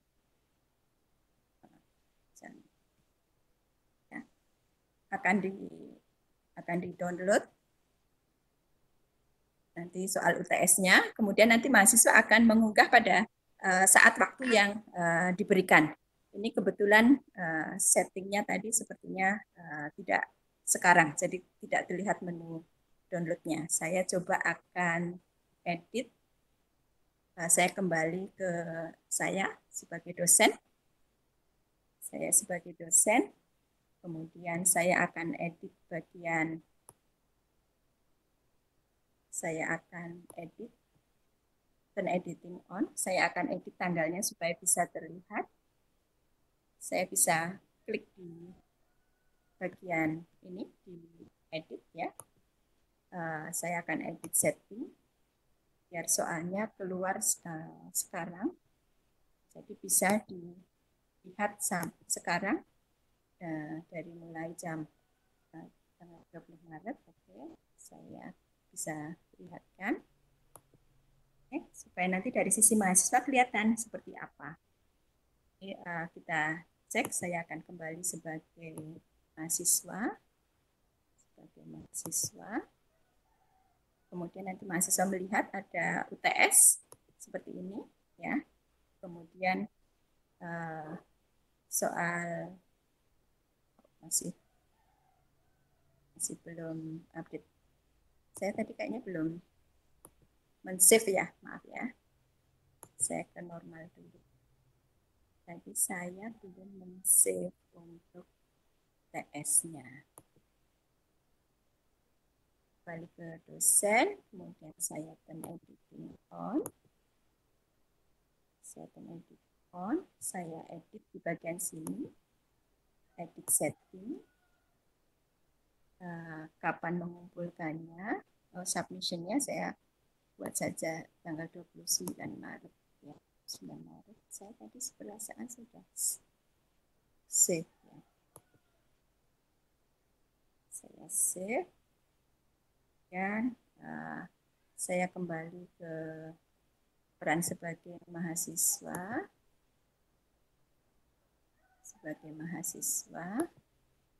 Nanti mahasiswa akan melihat, ini kok. Nanti mahasiswa akan ada menu untuk submitnya. Maaf ini tidak terlalu terlihat di menu bagian sini. Nanti mahasiswa akan men-submit. Jadi ada menu submitnya seperti itu, dan itu bisa dilakukan juga per kelompok ya. Nanti kami biasa melakukan untuk proses tugas seperti ini. Kemudian saya akan tunjukkan ke Ibu Bapak yang bagian review punyanya Dr. Gito tadi. Kalau kita mau membuat soal dengan berbagai tipe kuis, Ibu Bapak bisa dengan dua pendekatan. Pendekatan yang pertama, membuat kamar ruangnya dulu, jadi UTS-nya dulu, kuisnya dulu. Kita klik bagian turn editing on, membuat ruangnya dulu, jadi plus di sini, tadi sudah ditunjukkan Dr. Dito juga, langsung kuis di add ya. Dan ini misalkan ujian tengah semester. Kemudian nanti ada penjelasannya di sini apa, display, diklik, kemudian waktu ujiannya kapan, misalkan tanggal 30 Maret, close-nya di enable ya. Open-nya di enable, katakanlah seperti ini. Mungkin submit-nya di jam 13 katakanlah. Jam 10 sampai jam 13. Kemudian kalau mau dikasih waktu ya, misalkan berapa menit di sini ya, misalkan 100 menit atau sesuai dengan yang open dan close-nya tadi juga bisa automatically submit ya. Yang lainnya nanti menyusul saja. Jadi mungkin bagian-bagian yang penting ini dulu, kemudian nanti save and return course ya. Ibu Bapak akan sudah punya kamarnya kuis, tetapi belum ada soalnya ya. Untuk soalnya Ibu Bapak lebih baik menggunakan bank soal. Jadi bank soalnya di sini ya, administration. Nah, Ibu Bapak bisa create question ya. Ada berbagai pilihan, ada multiple choice, short answer, numerical, essay, dan seterusnya. Nanti bisa dieksplorasi. nanti di add, kemudian tadi seperti Dr. Dito sampaikan, kita perlu melakukan penamaan yang jelas supaya tidak tertumpuk-tumpuk. Misalkan kita punya bank soal untuk kode mata kuliah tertentu, kemudian kode inisial masing-masing supaya nanti mengambilnya lebih mudah. Jadi itu secara garis besar yang kita coba lakukan hari ini. Saya akan perlihatkan bagaimana yang sudah pernah kita lakukan. Kita pernah melakukan EPI, ekosistem pembelajaran inovatif, itu untuk dosen-dosen muda. Ini materinya. Kemudian kami perlihatkan di bagian terakhir itu ada tesnya. Di bagian terakhir itu ada tesnya. Jadi tesnya post test, kemudian ada 12 soal untuk dikerjakan 60 menit. Jadi kalau kita lihat, kita klik di sini, ya, ini kita bisa lihat yang sudah melakukan submit itu berapa orang, ya. Ini bisa kita lihat ya. Ini sudah kita lakukan Ini karena sifatnya multiple choice, jadi kelihatan soal-soal mana yang benar, soal-soal mana yang maaf, ini bukan multiple choice ya, isian. Mana yang benar, mana yang tidak. Kemudian mahasiswa juga bisa melihat hasilnya seperti apa. Jadi misalkan mahasiswa, ini Arif Vidyatama, mohon maaf kalau hari ini hadir, nanti bisa melihat grade-nya. Ya, dari grade-nya itu bisa dilihat nilainya masing-masing seperti apa. Tugas review kurikulum, beliau mendapatkan berapa dan seterusnya sampai nanti nilai akhirnya yaitu 97. Ya. Jadi masing-masing akan ada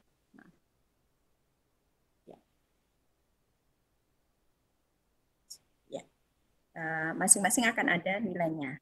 Saya akan perlihatkan mata kuliah saya yang transformasi digital yang kebetulan kita lakukan untuk 1000-an mahasiswa. Ya. 1000-an mahasiswa. Saya akan tunjukkan. Ini materinya. Kalau mau saya lihat gradebook-nya. Saya lihat gradebook-nya dari mata kuliah ini. Ada di bagian bawah. Mohon maaf, ini kami baru saja upgrade versi yang 38 dari moodle-nya. Ada beberapa tampilan yang butuh kami sesuaikan. Ini sedang progres kita lakukan oleh programmer-programmer kita. Kita bisa lihat di sini di tempat nilai. Ya.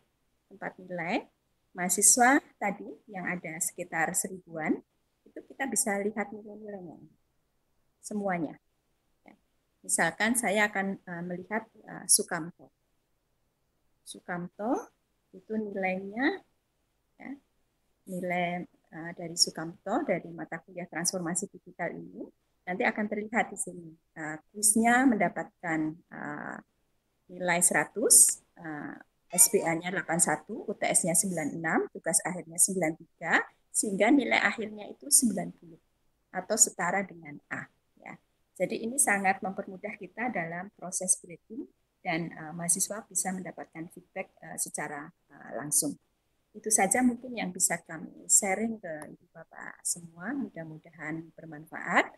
Nanti saya akan tunjukkan bagaimana di mana Ibu Bapak bisa mengunduh materinya. Saya share konten itu. Ibu Bapak bisa mendapatkan materinya di sini. Ada di http://ugm.id elok untuk evaluasi. Ibu Bapak bisa download materinya. Ada 3 materi sementara ini. Nanti kalau ada tambahan, kami tambahkan juga di sana. Kemudian kalau Ibu Bapak tadi ketika proses elok belum punya akun, belum di-assign sebagai dosen, maka Ibu Bapak bisa email ke pika@ugm.ac.id atau ke helpdesk.pika.ugm.ac